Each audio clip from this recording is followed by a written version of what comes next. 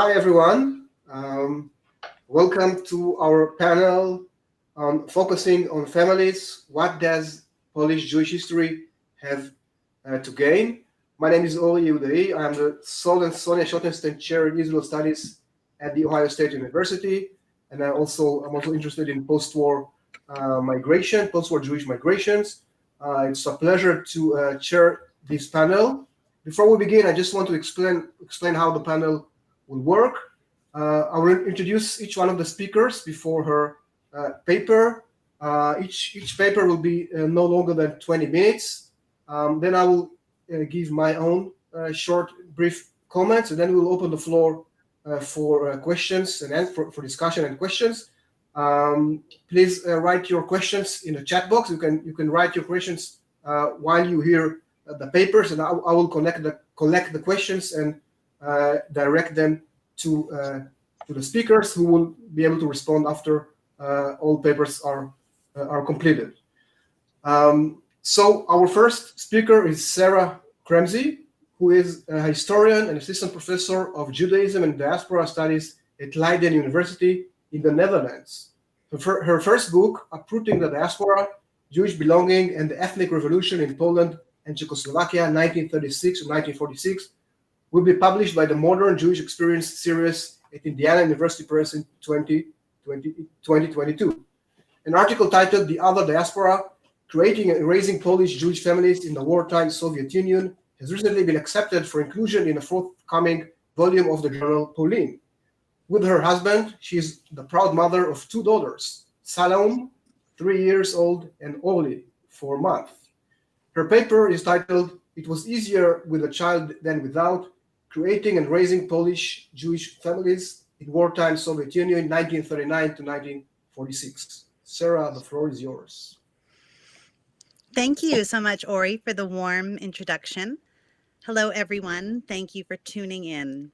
Lately, I've been thinking about families, and not only because my husband and I recently welcomed our second daughter.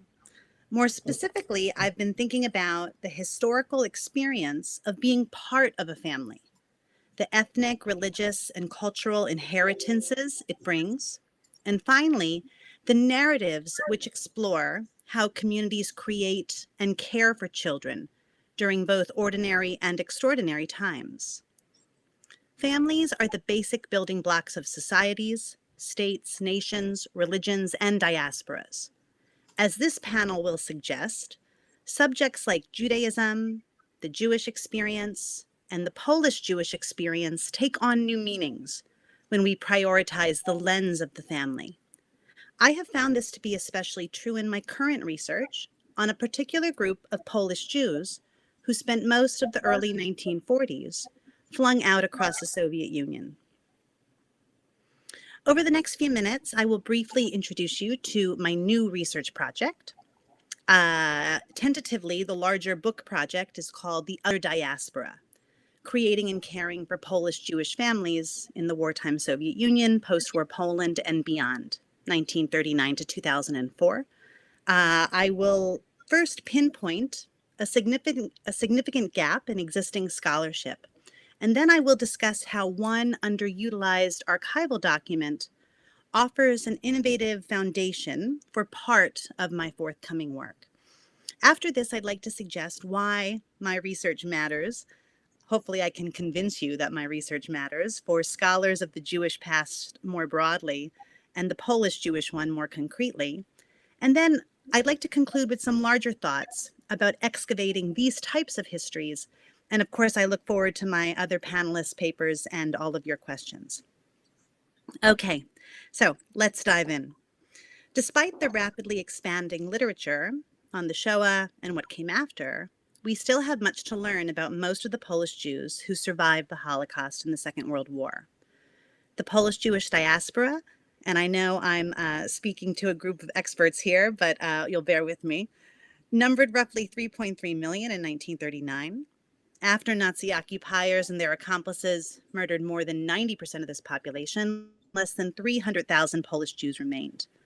A majority of this remnant were residents of the eastern territories of the Second Polish Republic, ceded to the Soviet Union under the terms of the 1939 Molotov-Ribbentrop Pact, as well as refugees from elsewhere in Poland. They were deported by the Soviets in 1941 and 1940, alongside hundreds of thousands of other Polish citizens, and eventually pooled in Central Asia, at least most of them did, across more than 100 locations. Far away from their pre-war homes and their extended families, this Polish Jewish diaspora worked, organized cultural events, adapted Jewish ritual and practice, while also reproducing in higher than average numbers. When this diaspora returned to Poland across 6 months in 1946, they did so as young, expanded, and expanding families. Voices from this remnant have attributed their survival to their families in general, and the youngest members of their families in particular. For example, Regina Lender, quote, was always with her family, unquote, and found strength within that unit, which grew over time. The Lender, Mlinek, Pletkowski clan crossed the Bug River in 1939 with 7 constituent members and 1 very much on the way. Helen Fenster had a similar experience. Moving back towards Polish territory in 1946, she recalled that she, quote, carried a baby and nobody bothered her, unquote. Helen Fenster was in fact pregnant when she carried her 1-year-old from Akul via trains and her own possibly swollen feet. And finally, Toba Schachter recalled, and this of course is the title of my paper, quote, it was easier with a child than without, unquote. Tova gave birth to her daughter in Semipalatinsk, where she lived alongside roughly 2,000 Polish Jews and 4,000 Polish citizens of non-Jewish descent. These 3 voices align with others captured in scores of recorded testimonies to describe how the visible and the invisible work required to create and sustain families dissected daily life, demanded action, and dictated certain decisions before, during, and after this remnant's exile in the Soviet Union. Of course, none of this should surprise us. Stories about those displaced by military combat, occupation, forced migrations, even climate change are usually stories about planned and unplanned pregnancies, sometimes precarious childbirths, and the constant care which necessarily follows in their combined wake. And yet, the histories told about refugees more generally rarely capture family creation and the care provided by parents, doctors, midwives, neighbors, other child care providers, and family members during uprooted times. And further, while it is clear that childbearing and child-rearing are timeless enterprises, deep lacunae remain around these historical subjects more generally, as well as during the Holocaust and the Second World War more particularly. These lacunae persist despite recent contributions to the historiography of Polish Jews in the wartime Soviet Union, which have vividly outlined the sheer scale of the calamities and experiences they encountered between 1939 and 1946, as well as their eventual role in the reshaping of Jewish culture and society after the war in Poland and elsewhere. Across the last handful of years, even in the last 2 or 3 years, monographs as well as collected volumes about this group have appeared in multiple languages. Specifically, scholars have detailed how familial relations and networks impacted decisions to seek refuge elsewhere, how institutions created for Jewish children functioned in post-war Poland, how a post-war baby boom materialized amongst these Polish Jews and others in the displaced persons camp universe. As my research demonstrates, however, babies were in fact booming during the war for Polish citizens and Jews specifically exiled in the Soviet Union. Scholars attentive to the rich and important narratives encircling this group have not fully employed the indispensable lens of the growing wartime family and the various infrastructures it necessitated. This is a significant oversight because post-war archival documentation clearly demonstrates that Polish Jewish families in the Soviet Union grew dramatically between 1939 and 1946. One document in particular has seized my attention, a registry produced by an organization called the Union of Warsaw Jews in Szczecin in June of 1946. After their official repatriation from the Soviet Union back to Polish territory, but not necessarily to their former homes, roughly 1,000 Polish Jews submitted detailed data, which was compiled into a registry that remains in Szczecine's city archive. It contains important data. Each adult applicant supplied their names, their children's names, the date and place of birth for each family member, the occupation for every adult, the household's last address in Warsaw, their addresses during the war, and the family's current address in the city of Szczecin, which was ceded to Poland by the Allies at Potsdam and had recently been nearly emptied of ethnic German residents just before 25,321 Jews arrived on repatriation trains over just a few weeks in the late spring and early summer of 1946. Three things, to my mind, stand out quite prominently from this document, which I don't think have been emphasized enough by previous studies. First, these returnees, and again, I'm talking about this group of 1,000, these returnees were overwhelmingly young. 1/4 of all the Polish Jews on this registry were 7 years old or younger. 1 out of 8 were under the age of 2. 53 kids were born in 1946 and 34 kids in 1945, for example. Second, the children were part of large and expanding families.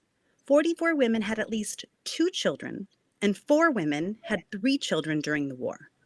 To get specific, one of the biggest families that returned to Poland from Kazakhstan, a journey of roughly 10,000 kilometers, depending where you begin, was the family of Esther and Shmuel Yakubowicz, who with their 5 children, Brucha, born in 1933, Yosef in 1936, Moshek, 1938, Malka, 1941, and don't forget the baby Hirsch, born in 1945, endured a journey that took roughly 3 to 4 weeks. Third, taken together, those on this list should be imagined as families, not only as individuals. That's how they're grouped and how they're recorded. This collection of families adds up to a sample size, which is usually considered to yield an acceptable margin of error. And so these families can perhaps teach us something more systematically. So what I've done is I've used this registry to create a unique data set of Polish Jewish families. By aligning the information about this group with other registries and databases, I've created digital trajectories of their migrations from Warsaw to the Soviet Union, back to Poland, and then beyond. More than 2/3 of these families continued westward in 1946, going through Czechoslovakia, occupied Germany and Austria, to France, Belgium, Palestine, later Israel, North South America, and Australia. Using the names in the data set, I've identified archival footprints of individual families as they interacted with international, state, and local Jewish authorities, from Central Asia, back to Poland, back to Europe, and across seas and oceans. And finally, using this data set, I have also isolated subjects for new oral testimony gathering and identified existing oral testimonies from these families that databases already have. So let me return to a question that I posed earlier. Why is this work important? And I'd like to answer this in 2 ways. First, more broadly, as a historian of the longue durée Jewish experience, who annually teaches a survey of Jewish history at Leiden University that begins with creation and ends with Bernie Sanders, this project utilizes a unique slice of the Jewish diaspora to problematize fundamental concepts and questions that dominate the telling of Jewish time, like the concept of diaspora. I'm thinking of Eric Gruen, who's inspired so much of my thinking on diaspora, like the concept of coexistence between neighbors that plays out in interactions between Jews and others. I thank Natalia Alexiun and of course the other panelists as I think about these broader topics. And when I think about the fuzzy distinction between intentional religious ritual and inherited cultural practice, especially in ambient domestic settings, many thanks to Dina Aronoff, Elisheva Baumgarten, and Naomi Seidman here, this topic involves all of those important broader themes when we talk about the telling of Jewish time. Second, and let me speak now as a historian of East Central Europe and the many diasporas unleashed from the region before, during, and after the Second World War. And if I may speak as a member of this particular panel, speaking to this particular audience, a focus on growing families demands that we recalibrate our inherited understanding of the Polish Jewish experience in the 1940s and the way we remember and the way that others have remembered this significant decade. Let me raise 3 precise points which intersect with the broader themes I've just outlined. First, even during the time period that corresponds with the Shoah, men and women expanded their families and arranged for the care of their children. The story of the Polish Jews in the Soviet Union reminds us that the topics of sex, rape, pregnancy, ending pregnancies, childbirth, fatherhood, motherhood, and child rearing, even fertility, belong to the larger history of the Holocaust overall, but especially with regards to this group of expanding families of Polish Jews.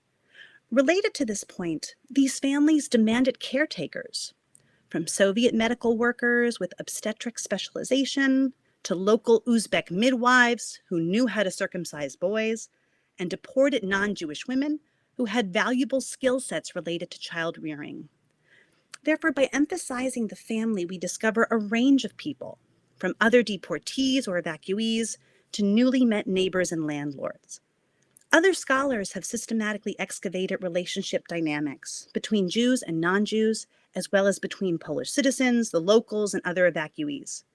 Here, I'd like to suggest that relationships built around family creation reveal the profound intimacy of these connections that often bridged religion, language, citizenship, and senses of belonging. My second larger point, we owe these survivors more focused agency in determining their circumstances. When we acknowledge that so many young children were there and weighing heavily on a family's calculus, we can rethink perhaps why people are making certain decisions. When asked why she went back to Poland by her interviewer, Jenny Balsam repeated why, with a slight look of disbelief on her face. Why, I was born there. I wanted to go back and find my family. And she did find a sister when she returned. And both Jenny and her sister had had a child during the war.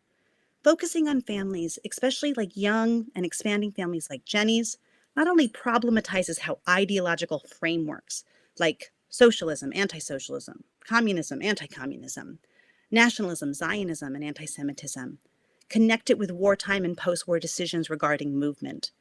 This familial lens also forces us to analyze the violent, chaotic, and shifting milieu of post-war Poland from a new vantage point. Although we should continue to think beyond violence, since Anya's here, I'm going to say that. We can reassess perhaps why 1/3 of all Polish Jews who survived the war remained in Poland after 1946, and reconsider why many left and where they decided to go to, if they had Zionist leanings, if they didn't. Families, the lack of families, and the presence of so many tiny children matter for these decisions. Third and finally, when we explore what is often unwritten, and when we attempt to recover invisible work, like childbearing and child rearing, we have to account for the often scant documentation that remains. By default, the invisible work of caretaking, of changing diapers in Soviet train stations, of singing Polish lullabies to an unsoothed baby, of cleaning the stained clothes of a gregarious toddler who attended a commemoration of the Warsaw Ghetto uprising in Tashkent.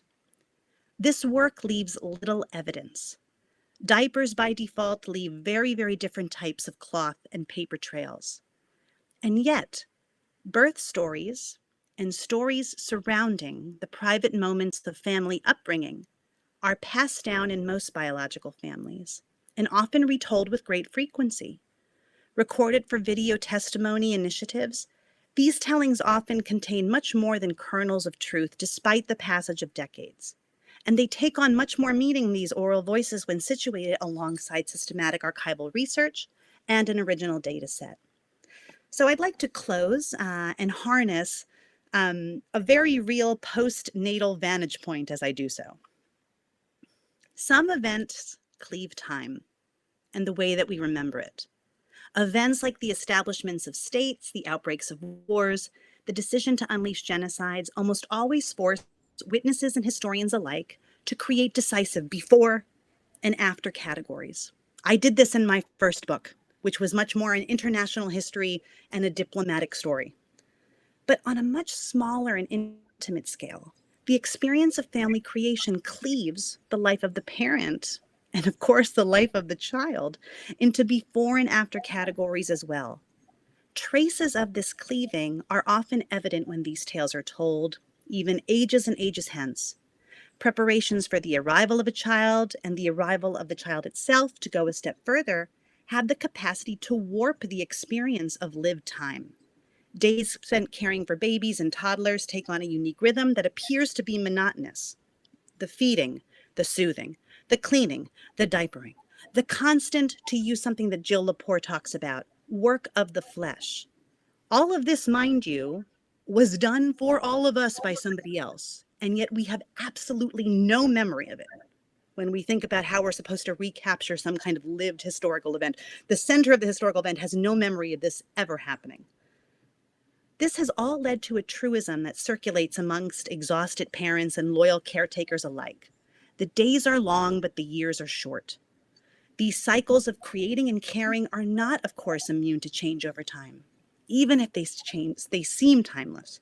Children move forward on their own trajectory, and in their wake, younger generations leave shifting priorities, drastic changes in perspective, and almost no memory of the collective work required to keep them alive other than their own breathing bodies. Now, almost here is the operative word.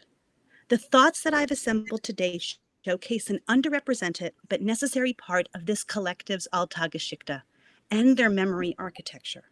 The surplus of little ones here and the ones who had to care for them should propel us to recalibrate our most fundamental understandings, of this particular diaspora, and how those within it made decisions about movement, felt about belonging, survived severe conditions, and remembered their wartime and post-war experiences. The evidence that I presented here suggests that other studies which prioritize the perspective of the family require a slight but poignant corrective. Polish Jewish families expanded systematically and vigorously across the Soviet Union in the 1940s. Children, toddlers, babies, and all the relentless care they required from conception to puberty should punctuate the histories we tell. Recently, Natalia Alexiun has written about a familial turn in Holocaust studies.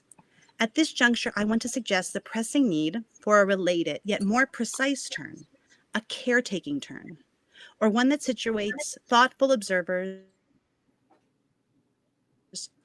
alongside in Tashkent, swelled bellies and starving whales at Soviet labor installations, exhausted migrating parents, Polish language school curriculums for the older siblings across Central Asia, and the seemingly invisible work of many, many diverse caregivers. Thank you, Sarah. Thank you also for not going over 20 minutes. Our next speaker is Anna Chihopek-Gajraj, who is an associate professor of history at Arizona State University. Her research focuses on Polish-Jewish relations, anti-Semitism, and ethnic violence in Poland and in the Polish Jewish diaspora after the Holocaust. Her book, Beyond Violence, Jewish Survivors in Poland and Slovakia, 1944-1948, was a finalist of the 2016 Jordan Schnitzer Book Award and a recipient of the 2015 Barbara Held Prize Honorable Mention. Her first book on the pogrom in Krakow in August 1945 was published by the Jewish Historical Institute in 2000. She's a recipient of the 2016 Shofar Zacho Award from the Phoenix Holocaust Survivors Association for exhibiting and carrying the work of Holocaust education, Holocaust remembrance, and community interaction. Her paper today is titled Acquiring Information, Polish Jewish Families in Post-War Displacement. Go ahead, please, Anna, go ahead. Thank you so much, Ori. Thank you, Sarah, for this beautiful presentation to start our panel. I would like to also thank Krzysztof Persak and Artur Markowski and so many others behind the scenes for accepting this panel proposal. It's true pleasure and honor to speak here. And I have to say that my paper, which I sent to Ori, is about 10 pages long, and reading through it would probably take much more than 20 minutes. So I will spend this time that I have mainly focusing on methodological and theoretical benefits of approaching Polish Jewish history through the lens of a family history. As we noted in the panel abstract, the three of us believe that, and I quote, a focus on the family can fundamentally change the way we look at the past. When we narrow our focus on families, as well as the women, men, and children within them, and we de-emphasize large national and local structures and organizations, new narratives can emerge that propel us to engage new sources in new and innovative ways in hope to better understand Polish Jewish history during the war and beyond. And obviously, we are not breaking any ground here. We stand on the shoulders of a whole cohort of scholars, some of them in the audience, who have been doing this work for years. Rather, this panel is our way to say, let's do more of this kind of work to expand our archives, to use Jeffrey Weidlinger's words from today's opening panel. I would like to briefly speak here to this family-centered approach using my own new project, which draws on multiple fields: Polish Jewish historiography, family and gender studies, migration and diaspora studies, and of course, post-Holocaust studies. My book project entitled In Transit, Journeys of Ethnic Polish and Jewish Refugees After the Holocaust, is a social and family history which focuses on the displacement of Polish citizens, both Jewish and ethnic Polish, mostly Catholic, who found themselves or who left Poland, Polish borders, within 15 years after the Second World War. And I mainly focus on their displacement in Western Europe, in France and England, Latin America, mainly Argentina, and the US. I look at their experiences as displaced persons, migrants, refugees, understanding that these categories shifted as they moved from one place to another. With this project, I aim to make a couple of contributions. So first, the project goes beyond a narrative of post-war migrations from DP camps to the United States. Although most Polish refugees did follow this path, thousands did not. And I believe that the exclusive focus on this linear migration from the DP camps to the US obscures really migratory experiences, which were more often than not, they were not linear. So second, my project focuses on the journey itself, on the movement, the time between the liberation, between the departure of Poland, and between the arrival in the country of current residence, thus illuminating the absence of this linear progression in migrants' lives, because migrants' destination was almost never certain, right? It's always uncertain and unknown. And intent, as you migrate, intent changed and blurred the lines between permanence and impermanence of life in transit. Third, the project integrates ethnic Polish and Jewish experiences, which are almost exclusively, with a few exceptions, narrated in isolation from each other. Finally, and most importantly for our panel, my project focuses on migrating families, how they made decisions on migratory paths, and how these decisions were rooted in a very specific family gendered dynamic within those families. Of course, decisions, and especially after immediately after the Second World War are always contingent and limited by what theorists call structures and schemes.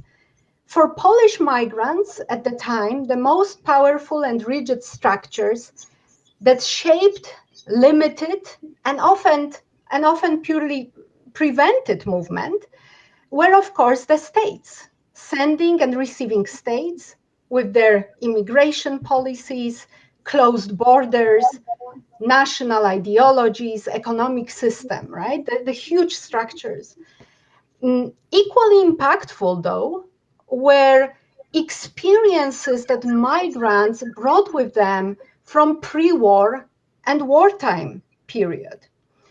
And here I mean, of course, the experiences from their communities of origin, from pre-war Poland, pre-war education, social and professional networks, all of those deeply embedded in migrants' socioeconomic status. But most importantly for Jewish survivors, for Polish Jewish refugees, displaced persons, of course, the trauma of the dramatic losses of the loved ones in the Holocaust and their daily experiences in hiding, in camps, in the Soviet Union, as Sarah narrated, all of that shaped every decision that was made or could be made after the war. Of course, the annihilation of 90% of Polish Jews in the Holocaust meant that the nuclear Jewish family that survived intact, especially those who survived in Poland, obviously was an anomaly, not a norm. That was not the case for the Soviet Union, of course, for survivors from the Soviet Union. But those who survived in Poland, of course, that was very rare to see an intact family surviving. And thus, Holocaust survivors' family stories are more often about widows and widowers, orphaned children. And here, of course, Joasia Michlitz, here, Joanna Śliwa, Tara Zara, and many others wrote so poignantly about them. It's more the history of young single men and single women than about married couples with children and older parents over 60. We see, however, new families being started after the war, and recently, of course, Kasia Persson and others wrote about that. So it still makes perfect sense to speak about family history in the wake of the Holocaust. The rest of my time, I would like to devote to a particular methodology in family studies, in family history, and that is oral history and the narratives which emerged from my interviews with survivors and their children. For scholars interested in family migrations and decision-making, oral history can be a particularly useful method of analysis. As Alessandro Portelli, a leading historian, oral historian, wrote, and I quote, "Oral sources tell us not just what people did, but what they wanted to do, what they believed they were doing, and what they now think they did." End of quote. Although a single person account is obviously inadequate to sketch broad historical patterns, I strongly believe that stories of Israel and Lola, right, the parents of David, who I think is in the audience now, Samuel and Halina, Ruzha and Maurice, and so many hundreds of others, are not just anecdotes that we can use to illustrate other more, to quote unquote, more legitimate sources, right, more legitimate documents. Yes, oral history poses some serious analytical problems. For one, when I interview survivors, refugees, migrants, my own identity, my own gender, my age, my ethnicity affects the dynamic and content of the interviews, and thus the final narrative that emerged from them. As Portelli, to quote him again, argued, and I quote, The documents of oral history are always a result of relationship, a shared project in which both interviewer and the interviewee are involved together, not necessarily in harmony, quote unquote. To quote another leading oral historian, Valerie Yeo, and I quote, liking or not liking, feeling repelled by difference in ideology, or attracted by a shared worldview, sensing difference in gender or age or social class or ethnicity, all of it influences the ways we ask questions and respond to narrators and interpret and evaluate what they tell us, end of quote. Indeed, neutrality is impossible in the interviewer-interviewee relationship. Moreover, I often interviewed survivors who were children or teenagers at the time, sons and daughters who were too young to fully process and observe what was happening to them and around them at the time. Not to mention, of course, the impact of the passage of 70 years on their memories. Also necessarily, my interviewees had limited knowledge of family relations, relations of their parents, etc. Varied emotional attachment or empathy to one of the parents and to the memory thereof may have led them to narrate the story of one parent in a certain way and not the other. It's also reasonable to assume that sons crafted different narrative of their fathers and mothers than daughters would have. Parents would offer yet another version of their lives if they could speak. And yet, at the very, very minimum, their recollections can open multiple windows into the lived experiences of displaced families in the wake of a Holocaust. For one, and most broadly, they can show us what's hidden in archival documents, leading us to new ways of asking questions. For example, my original project was about ethnic Polish and Polish Jewish survivors in the United States until I met Samuel Ponczak, wonderful man, who told me about his journey from Wrocław to Paris to Buenos Aires and to Baltimore. And that came as a revelation to me that focusing on the US misses the whole journey of few years of people like Samuel. Interviews can also give us a glimpse into a pre-war model of traditional family, where women were bound to the private sphere of their homes as mothers and wives, to use Katrin Joluk's words. My interviews suggest that this traditional family model, which is actually, it requires much more research. There is not enough there. My interviews suggest that this model was at the same time reinforced and challenged when exposed to ruptures, uncertainties, and stresses of displacement. At times, displacement created conditions in which women could exercise meaningful action. And here I'm thinking about a story of Halina Peabody, whose mother was a swimming champion, extraordinary athlete, who herself rescued her children passing as a Polish Catholic. She did this, the strength of character and her rescuing the whole family gave her a completely new place in displacement. She became the decisive voice in that family. But she was more of an outlier than the norm. Most times, traditional family model was reinforced. For example, my interviews show that, for example, professional networks, ethnic networks, diaspora networks were usually accessed by men. Displaced wives and mothers were cut from their traditional spaces, pre-war homes, extended family networks, and were now dependent on their partners' connections.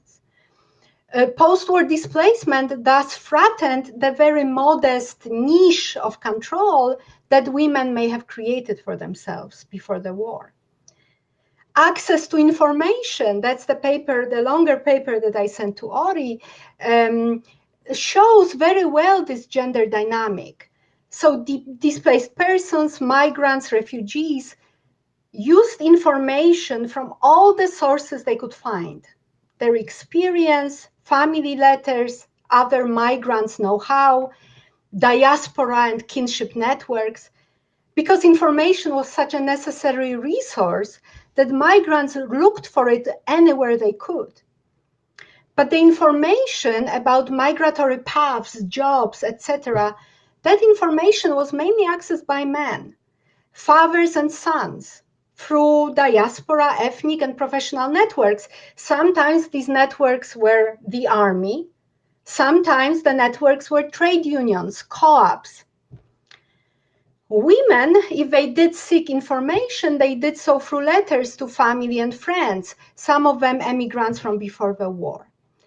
So I think zooming, and also in addition, zooming on information access also allows us to see intergenerational go-between, where teenagers and young adults took over the leading roles in their family in a new country, where parents' knowledge and experience from pre-war Poland, wartime Poland, or wartime Soviet Union simply was losing value in this new linguistic and cultural context of a new place, right? The younger members of family were quicker to learn and amass new sociocultural knowledge, at times seamlessly traversing first and second generation migrant experiences, while at the same time dealing with the trauma of profound losses. So to conclude, I wish I had more time but I hope that these few illustrations of how family, gender, and oral history can be used to think about post-war displacement, that I think these illustrations at least really push the point how engaging, critically analyzing oral history with respect, trust, and empathy can show us so much more, right? They can show us the whole world of survivors. And I could definitely see survivors who were not mere victims of circumstance, right? Who even in the most precarious conditions of post-war Europe, improvised, acted creatively to find some stability of a new home in a new place. Thank you so much. And I'm sorry if I went a little. No, actually, you were perfect. Thank you very much for the paper. Our third speaker is Joanna Miklik, who is a social and cultural historian and founder of and first director of the Hadassah Brandeis Institute project on families, children, and the Holocaust at Brandeis University. Among her many other positions, she is also an honorary senior research associate at the UCL Center for the Study of Collective Violence, the Holocaust, and Genocide. Among her major publications are Poland's Threatening Other, The Image of the Jew from 1880 to the Present, and Bringing the Dark Past to Light, The Reception of the Holocaust in Post-Communist Europe. She's currently working on a book project on the history and memory of rescue of Jews in Poland, which is titled More Than the Milk of Human Kindness, Jewish Survivors and Their Polish Rescuers Recount Their Tales, 1944 to 1949. Her paper in this panel is titled Reconstructions of Family Through the Eyes of Polish Jewish Child Survivors. Joanna, the floor is yours. Thank you, Ori, for this very kind introduction, and thank you to Anna Cichopek-Gajraj for organizing this panel and bringing us together. So I will be approaching the subject of the post-war reconstruction of family through a history of children or childhood. And in the line with the major themes of this conference, I'll be talking about some sources, some case studies, and also some analytical tools for the study, the reconstructions of the family. World War II destroyed the family and family bonds as completely as Europe's train tracks, bridges, and roads. and nowhere that was so strikingly visible as in the case of Polish Jewish community, the Sherita Haplita. In this short paper, I briefly delineate the reconstruction of family in the early post-war period, in the immediate post-war period, through the eyes of Polish Jewish child survivors, mainly those who survived the Second World War in Nazi-occupied Poland. So my take on that history comes from the documentation will be a different history from that first presentation, wonderful presentation that Sarah delivered. And we can actually talk about how the two histories meet. Given the time limitations, I will only focus on certain larger issues that have been under research in the studies of Polish Jewish children. But this paper, of course, is necessarily incomplete and provisional. So I want to start our discussions with children's early post-war drawings and paintings in which the children dealt with the loss of their immediate families.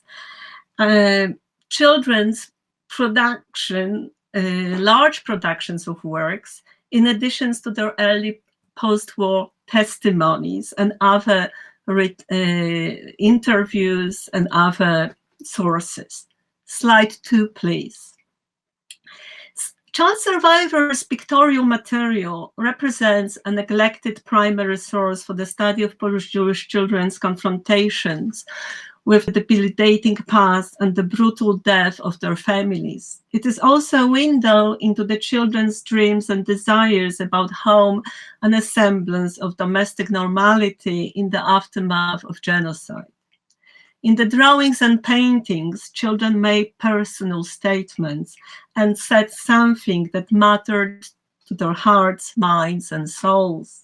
This pictorial material can be analyzed as a children's representations of the genocide, artistic self-representation of a child, and a task serving therapeutic psychological needs of young survivors.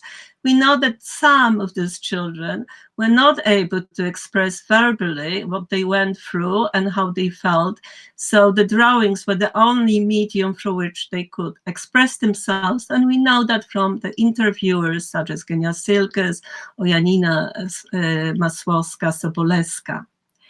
Children's renditions were created in Jewish children's homes, schools, and kibbutzim in Poland that mushroomed at that time. Slide 3, please.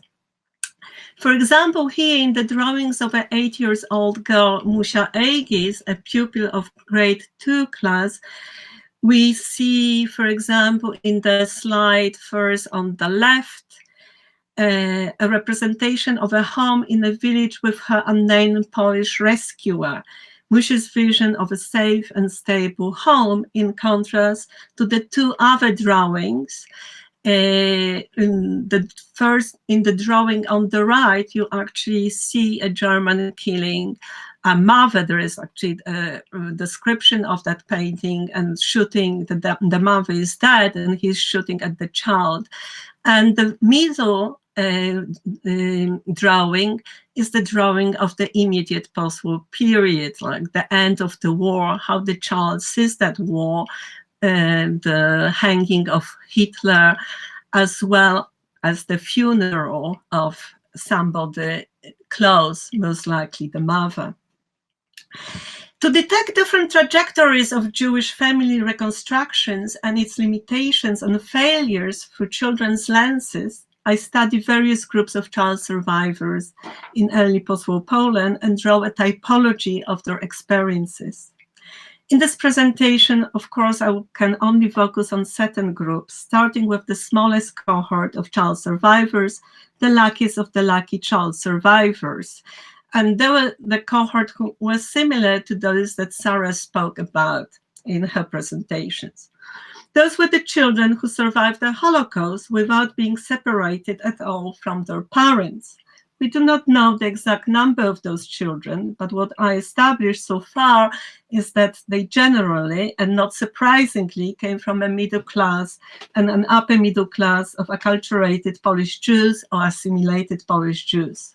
From the point of view of those children, their wartime childhood remained almost intact. in spite of suffering various hardship and losses, including deaths of family members and peer friends. Slide 4, please. The acclaimed historian Szymon Redlich, who survived the Holocaust in Przezany in Galicia. You see him here as a baby and as a young man with his mother, and as a young man with his mother, his wife, and a daughter. So he wasn't separated from his mother and other loving and beloved members of his immediate family from year 0 to the year 14, until as a teenager he arrived in Israel. In an interview that I conducted with him recently, he regards his wartime childhood as a period in which he felt constantly loved, protected, and cared for by his family, both in the Przezany ghetto and in 2 main hiding places on the Aryan side. The only other young Jews whose childhood remained almost intact in Nazi-occupied Poland were some who came from, who were half Jewish children, the offsprings of mixed Polish-Jewish couples of different social background that had married before the war. Slide 5, please. To that small group belongs Professor Andrzej Paczkowski, and you see him here as a young boy, 8-year-old boy in his beloved Tatra Mountains, and with his mother and father and the father's family. This is a photo from 1947, just after the war. So Paczkowski was born in 1938 in Krasnostaw into a family in which both parents were committed left-wing activists and communists before the war.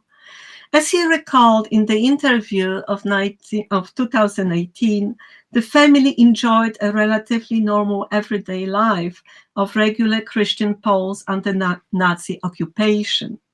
He and his mother were christened in 1939 before the war broke out.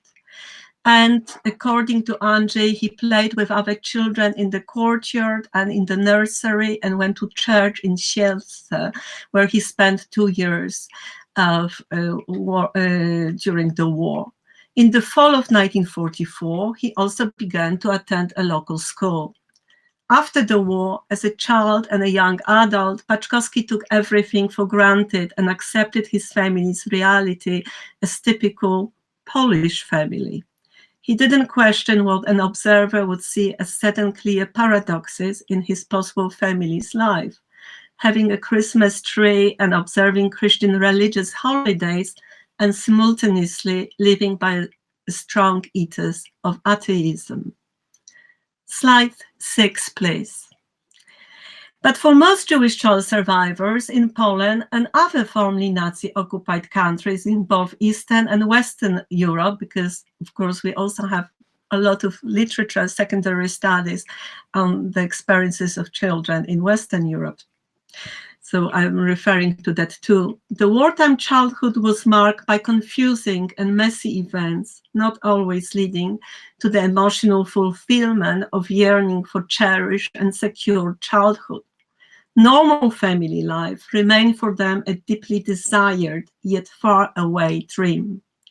In the immediate aftermath, some older children were engrossed in mourning and grieving for the deceased beloved parent who had played the key role in the child's survival, both in the ghetto and on the Aryan side. Slide 7, please. Here in the top row, you see, for example, Tamara Buchmann on the right. She lost her mother in the late 1944, and she couldn't come to terms with that loss till for 2 first years after she was liberated. Many full orphans were devastated by a sense of extreme loneliness, having just learned of the murder of their immediate families. Older and younger children, with an assistance of newly re-established Jewish organizations, searched for their beloved parents through the Polish Red Cross and Polish radio and on their own initiative.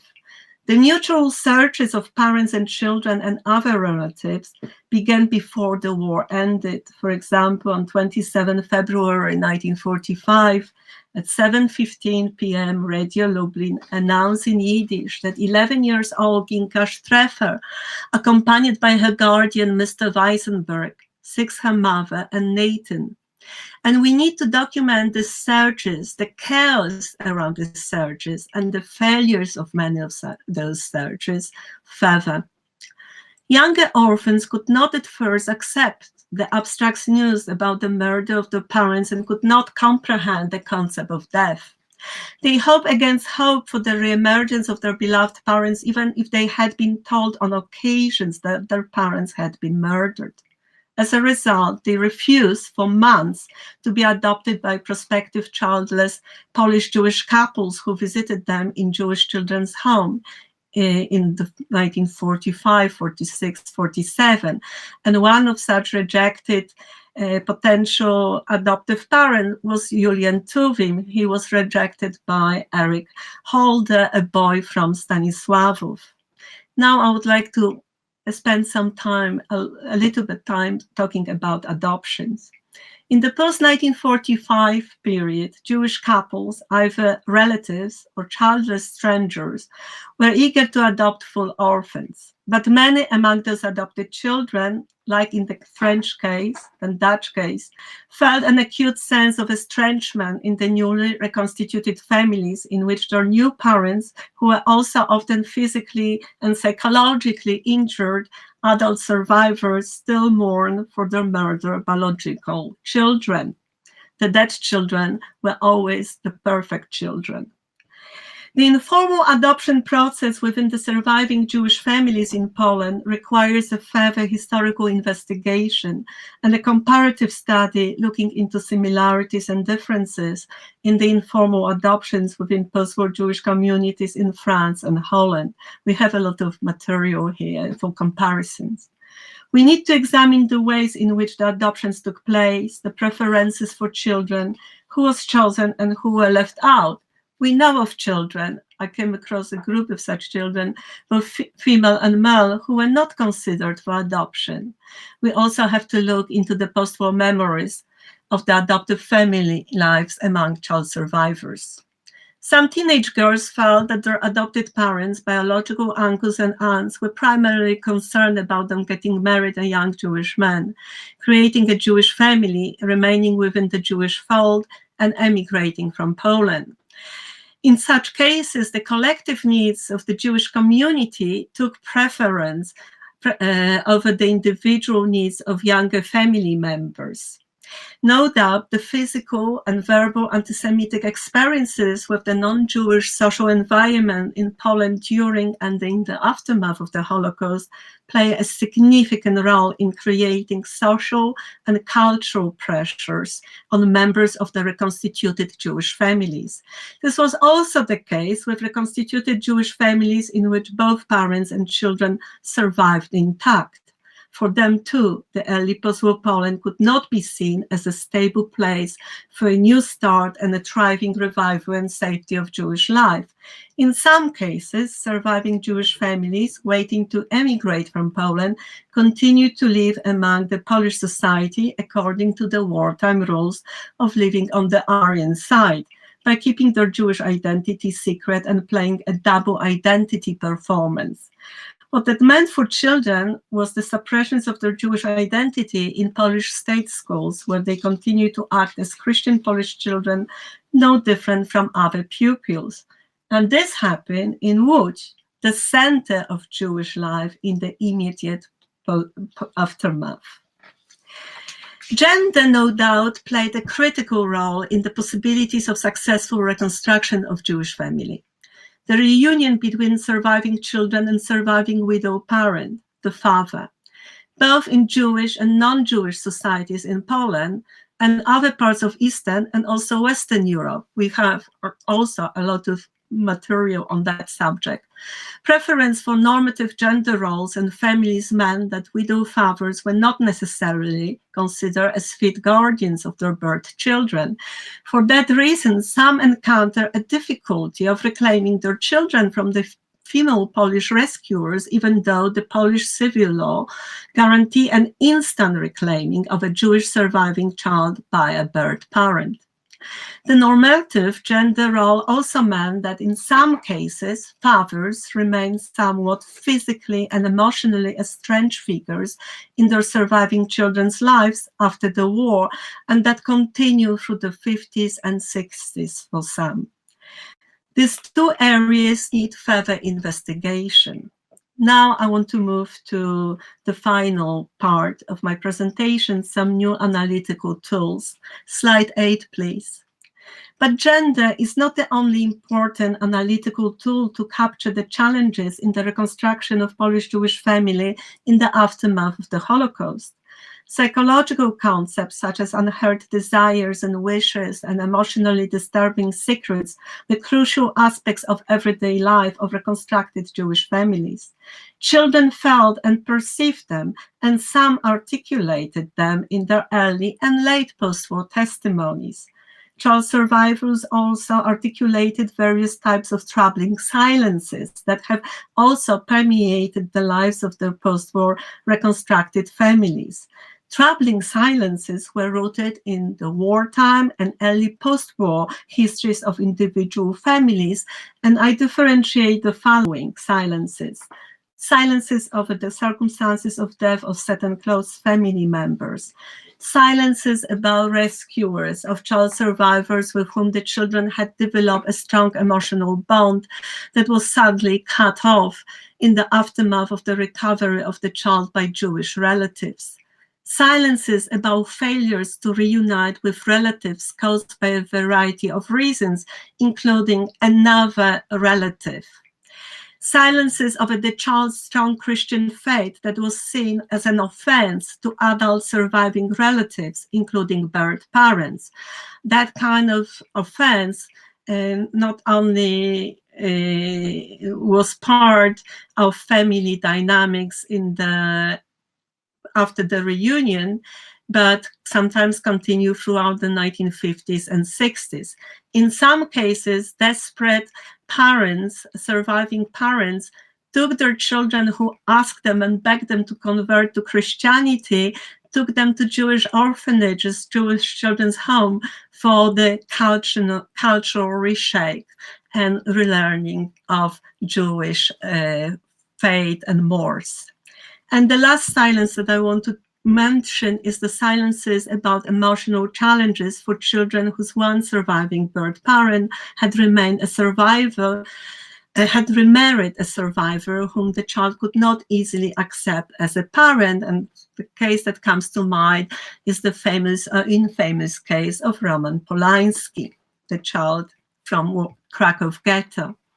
For child survivors who remained after the war with their Polish rescuers, who became their official adoptive parents, troubling silences compounded with tribal stigmatization within the social Polish environment.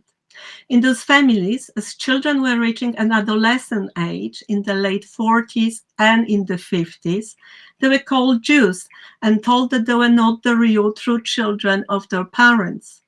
This negative stigmatization sometimes led to the exclusion of the devaluated child survivor from intimate relationship. The Polish parents of the potential Polish girlfriend or Polish boyfriend did not want their children pursue a romantic relationship with individuals known as Jews.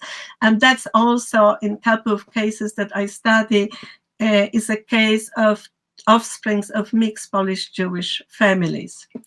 The situation can be explained by persistent anti-Semitism within sections of post-war Polish society, combined by courtesy stigmatization, a fear of being associated with Jews, having a Jew within one's own family, and of course, in turn, that courtesy stigmatization has its also roots in the same anti-Semitism.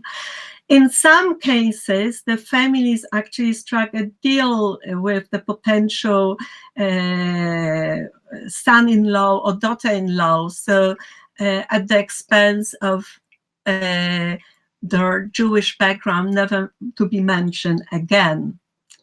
Children who were the offsprings of pre-war mixed Polish-Jewish families born before the war and who have remained with their families in post-war Poland up to the present have also experienced similar troubling silences and tribal stigmatization in their post-war young lives.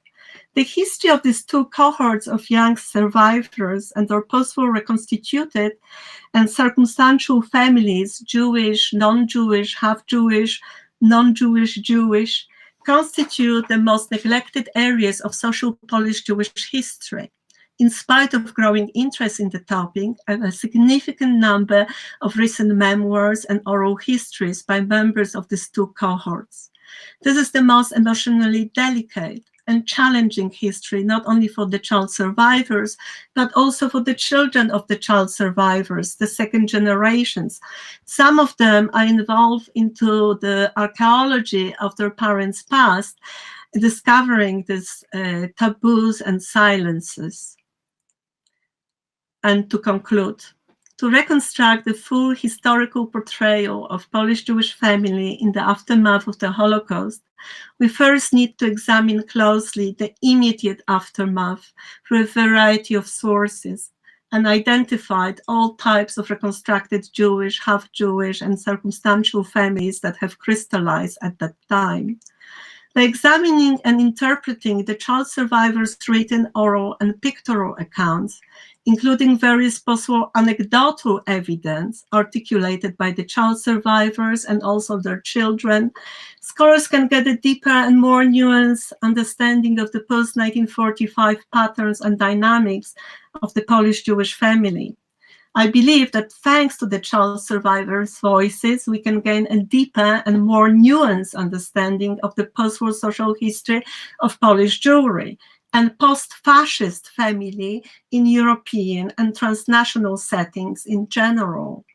That history is a fundamentally tragic history of displacement and of challenging, if not impossible, reconstructions of families on the one hand, and on the other, continuous efforts at remaking of families and their Jewish and non-Jewish identities. It is a history of belonging to the center and or to the margins of the global Jewish community as a whole. Thank you.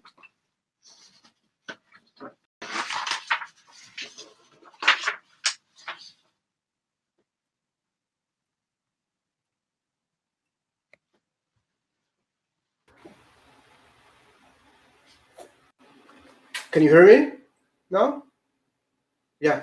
Thank you, Joanna. I got disconnected for a second, so now I'm back. So so thank you, all of you, for your those wonderful papers.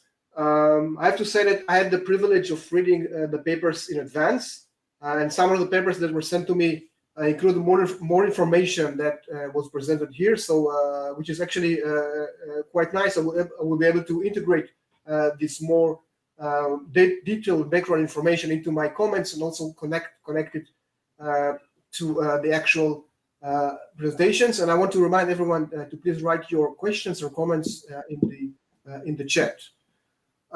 So as we saw, the papers, the three papers, provide great insights into the difficult history of displacement and loss. The papers show that a focus on families shed light on many crucial historical problems, which are relevant not only for the time periods, geographical regions, and groups discussed in those papers, but also for social and political history more broadly. So in my brief comments, I would like to relate to some of those themes. First, we see the benefits of studying migration and displacement through the lens of family. Looking at the family as an analytical category brings to the fore a set of questions and on the political, cultural, logistical, and emotional aspects of the transition from the war years to the post-war period, the process of recovery from violence, and the struggle to find a home and start new life. The papers, first of all, reveal the various roles that the family had played in the experience of migration and displacement. As Sarah shows in the paper that she sent me and also in the papers that she read, family can sometimes be a burden on the migration process. the descriptions of the excruciating journeys that repatriates from the Soviet Union undertook in the aftermath of the war invite us to imagine how hard it was to deal with the practical difficulties of migration and resettlement in a new destination, when one also had to take care of kids or babies. And as Sarah writes in her paper, kids need schools, hospitals, daycares, playgrounds, toys, teachers, nurses, and many other things. So this highlights the practical issues that are involved in family migration. So from this perspective, family does not necessarily make the process of migration easier. On the other hand, as we see in Anna's paper, family can sometimes be an advantage or an asset. Anna discusses a few individual cases where migrants from Poland used family connections to secure employment and economic opportunities in their new country. Or there are also more specific cases where the son protected his family and helped them settle into their new life. So in those two examples, we see also how the combined focus on migration and family illustrates the changing roles within the families over years, over time. In Sarah's paper, there is an emphasis on the need to care for helpless and dependent children during the journey. And in Anna's paper, the parents, at least to some extent, become dependent on their son. So we see this change over time in the roles within families. In Joanna's paper, we see another dimension of this issue, the testimonies of child survivors, which I read in the larger paper, describing the family as a protective environment during the war.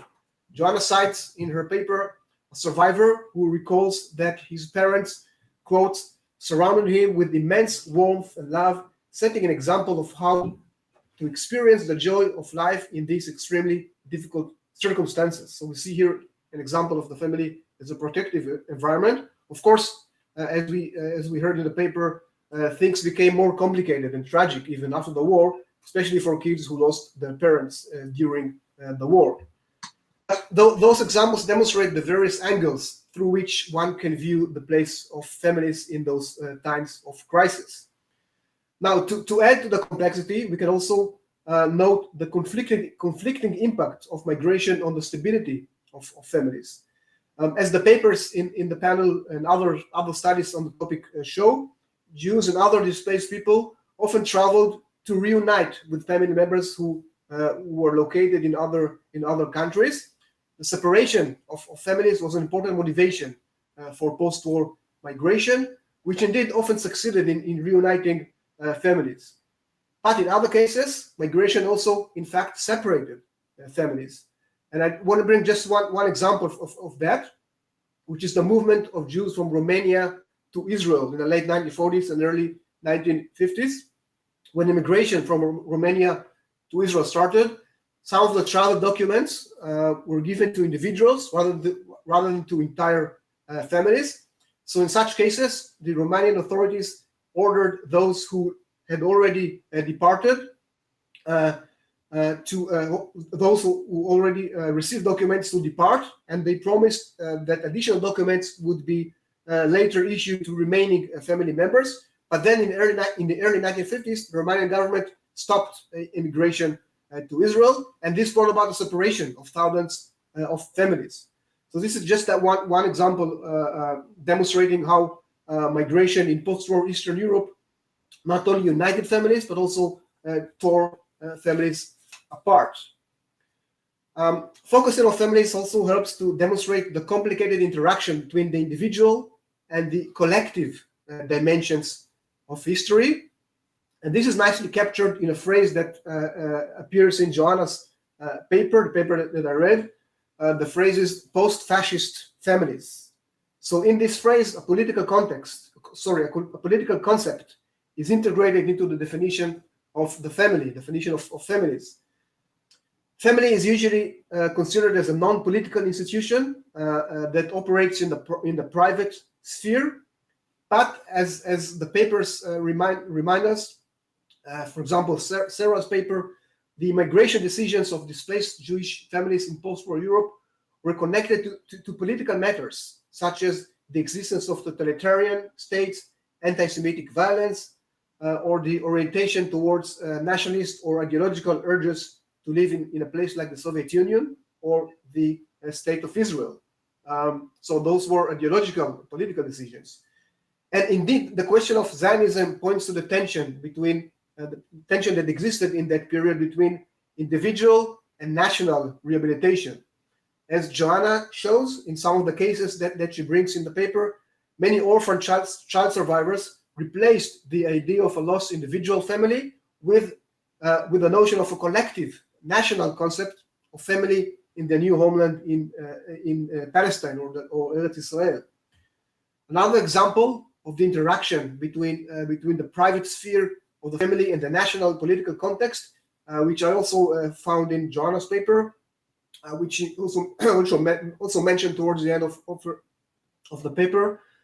This is the sad fact that the negative stigmatization of Jewish child survivors in post-war Polish society sometimes led to the exclusion of children from intimate family relations, as parents did not want their children to pursue romantic relations with Jews. So this is another example of how the political context of anti-Semitism had an impact on relations within the family.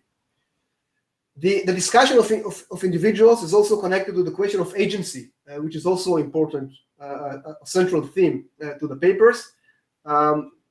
Anna demonstrates that Polish Jewish migrants, also non-Jewish migrants, were not mere victims of circumstances. They rather exercised some control over how, where, and when and where to move and live after the war. This is an important general theoretical observation in migration studies. Here I want to quote briefly migration historian Peter Gatrell, who wrote that refugees were and are regularly forced to live in extreme conditions without necessarily being deprived of the capacity to exercise a degree of control over their own lives. And I think we saw this in all the papers. And I think we can add to that, ironically, that the very uncertainty and impermanence of post-war displacement, in fact, created opportunities for improvisation, independence, and resourcefulness, opportunities to affect meaningful change in refugees' lives. And those opportunities do not necessarily exist in normal times. So the situation of the reality of crisis gave more opportunity for those improvisations and what we call agency generally. The papers also indicate the tension between continuity and change in the transition from the war years to the post-war period. We usually associate the post-war era with more positive concepts such as liberation, peace, and freedom, and we tend to view the war years as much more traumatic. But the papers highlight the extreme difficulties of the period that came after the war. We see this in the struggles to migrate and find a new home, in the struggles involved in the rehabilitation of families. And the papers work really nicely together also in that sense. They explore the hardships of locating family members, reaching a new destination, or surviving economically, as well as the emotional obstacles in creating a normal life within the family. And I want to conclude with just one more comment about Jewish, non-Jewish relations, which we saw in all the papers, I think especially in the Joanna's and Anna's papers, when Joanna discusses mixed couples, and Anna integrates the discussion of Jewish and Catholic Polish migrants, and I think this opens up new questions on Jewish, non-Jewish relations after the Holocaust. For example, we know that marrying a non-Jew increased the chances of survival during the war, but we also know that this created problems after the war because some Jewish communities and organizations refused to help or to integrate intermarried families. So this is another important issue coming out of the paper, I think. yeah, I will end here.